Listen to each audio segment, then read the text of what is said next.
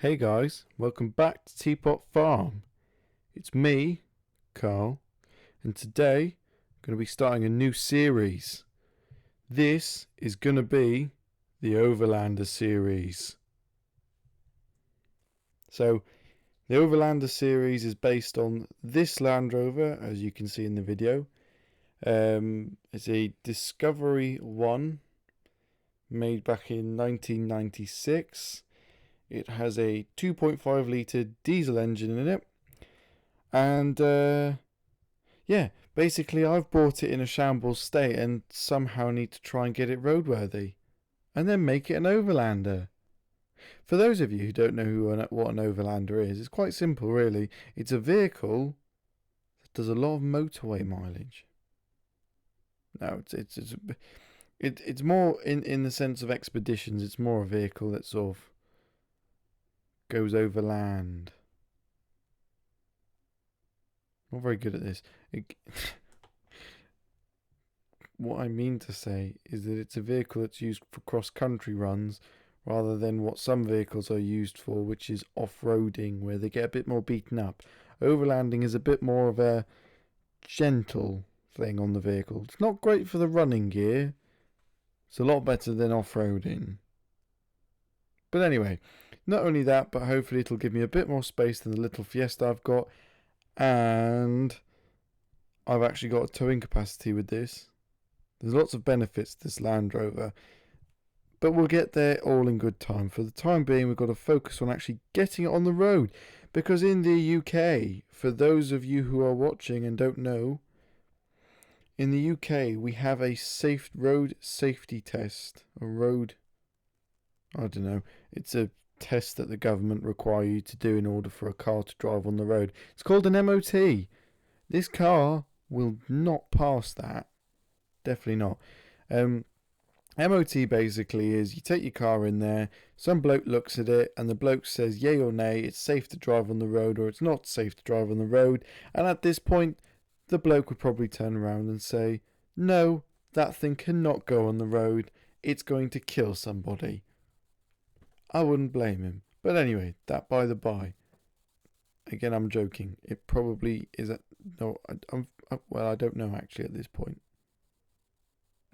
I'm joking. I do know. I'm joking. The car is fine. The problem is that there's a lot of rust in hidden spots. The problem with a car from 1996 is that, number one, it's old, and number two, it's made of steel. And steel rots. And the other thing is you have no idea what the previous owners have done with this car. So I can only assume, but from what I could see, it wasn't a great deal of good stuff. So let's try and get this car running. Let's try and get it MOT'd and try and get rid of some of the patchy holes in it. So anyway, on to what's actually happening in the video itself. As you can see, I've stripped the front grille off, I've taken those front lights off, and yeah, it's looking quite terrible. Radiator's not looking too good, it's looking a bit patchy.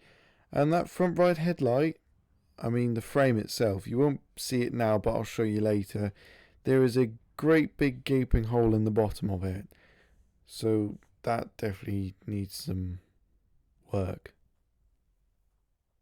And the two mounts at the front need work as well. But yeah, minor stuff. It's not minor stuff, it's actually very big stuff. But anyway, I won't panic about it too much. I'm lying, I am panicking. But anyway, we'll get there when we get there. For the time being, got to get this wheel arch cover off, because the wheel arch is in a pretty rotten state. You can see that from underneath, so ideally, and you can sort of see it from inside the car as well. So ideally what I need to do is take out all the carpet, take out all the stuff covering up that wheel arch, and try and get access to it and see what's going on in there. So I took off a few of those bolts because it's attached at the back with several bolts, and then along the top. I've already taken the bolts off at the top, before the video started. And right there I was just taking the rest of the bolts off. And again, don't judge too hard. I'm still a bit. I'm very new to this Land Rover, and there's lots of things that are in places where they shouldn't be. Not because of obviously manufacturer, mainly because someone else has not done a great job. Such as, currently I'm trying to wrestle that off, but there's a nice big antenna that goes through it. But that's not the issue. Someone's been cutting and chopping wires that go from the antenna into the car itself, and then joining it in places, so there's nowhere for me actually to disconnect it. And then it's just not great. So at this point I'm just trying to get it off. So yeah, not great. Wrestling with plastic. Well, actually that's aluminium. The red bit that's painted is metal. But yeah, go get another. Figure out what size spanner I need. 1 try. 2 try. 3 try. Hey, 3rd time's the charm. Sometimes an adjustable is a little handier. Or, better yet, actually put the toolbox next to where you're working. For some reason, I didn't think of that at the time.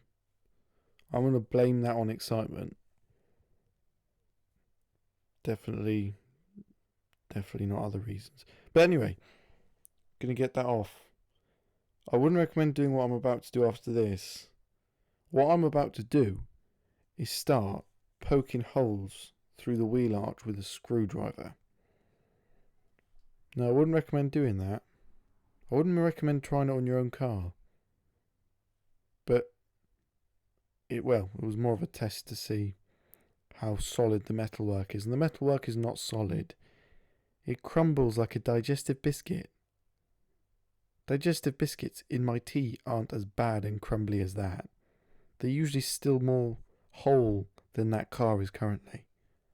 But anyway, thanks for watching, and keep up to date, and hope to see you in the next episode. Bye!